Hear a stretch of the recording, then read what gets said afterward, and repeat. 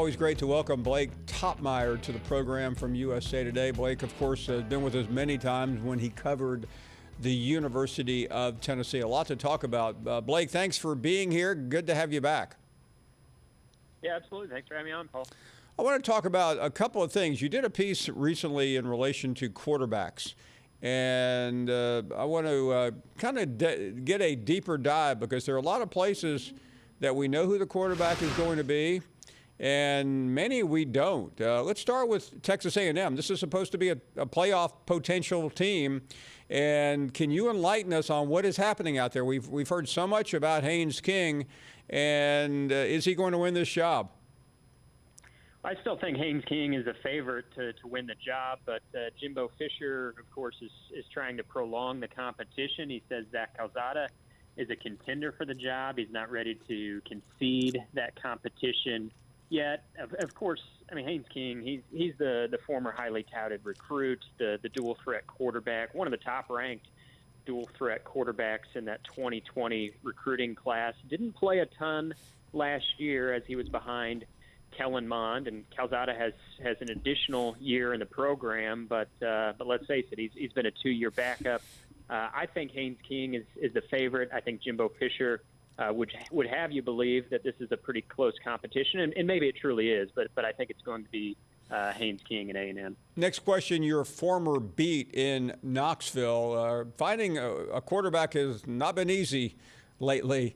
What's it look like this time around? Yeah, there's more bodies in the competition, at least, than years past. I think Joe Milton is the favorite, the Michigan transfer. He was up and down last season throughout his starts with the Wolverines, but I think he's the one guy that Josh Heupel brought in. These other quarterbacks he inherited, I think he likes some things about them, but Heupel had a chance to bring in a guy, and he brought in Joe Milton. This is someone that he recruited when Heupel was the offensive coordinator at Missouri. Of course, he didn't win that recruiting battle, but he has familiarity with Milton. Heupel likes those big-armed quarterbacks that can really stretch the field. If we remember what Drew Lock did during his time with Josh Heupel at Missouri. And Joe Milton, despite his inconsistent play last year, we do know that arm strength is not the issue with him.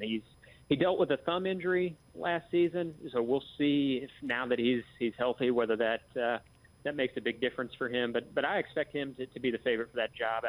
A couple other guys. I mean, Hendon Hooker has a lot of starting experience at Virginia Tech, and Harrison Bailey, of course, finished last year as the starter for Tennessee. I think it is truly a three-man race at Tennessee, but I do think that Milton is a little bit ahead of the rest for that job. Most people think Bo Nix will be the starter at Auburn. It might be a more interesting question to talk about who has left that program. Malik Willis, of course, at Liberty, maybe one of the top quarterbacks in the country. Gatewood left. He's already on the prowl for another position. Does Bo have this thing locked down in Auburn? Yeah, I think he probably does. I thought it was telling for me that Bo Nix was one of the representatives for Auburn at SEC Media Days. I mean, maybe I'm reading too much into that, but I don't think you bring Bo Nix there if you're not planning on him being your starting quarterback. I think the development or possible lack thereof, if it doesn't happen, in Bo Nix is one of the more interesting SEC West storylines this year, because if we think back, this is a guy that was really regarded as high as just about any quarterback recruit in the country, and for 2 seasons now he's been okay, but he's been inconsistent. He does threaten defenses with his legs, but he's got to improve his passing consistency. Of course, Auburn picked up TJ Finley, the LSU transfer that I'm sure LSU wishes it still had at this juncture with the injury to Miles Brennan. But certainly I think it's Nix's job. I don't think we've heard anything to suggest really otherwise. And in fact, to the contrary, first-year coach Brian Harsin and his offensive coordinator Mike Bobo have been I think really complimentary of Nix in a way that sometimes we don't see new coaches do when it comes to quarterback competitions.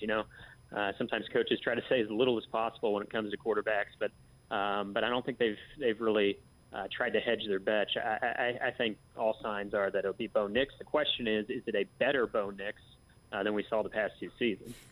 And finally, the Will Rogers, Jack Abraham battle at Mississippi State. We had a guest on yesterday that seemed to favor Will Rogers. Are you in that camp? Yeah, I think it's going to be Will Rogers.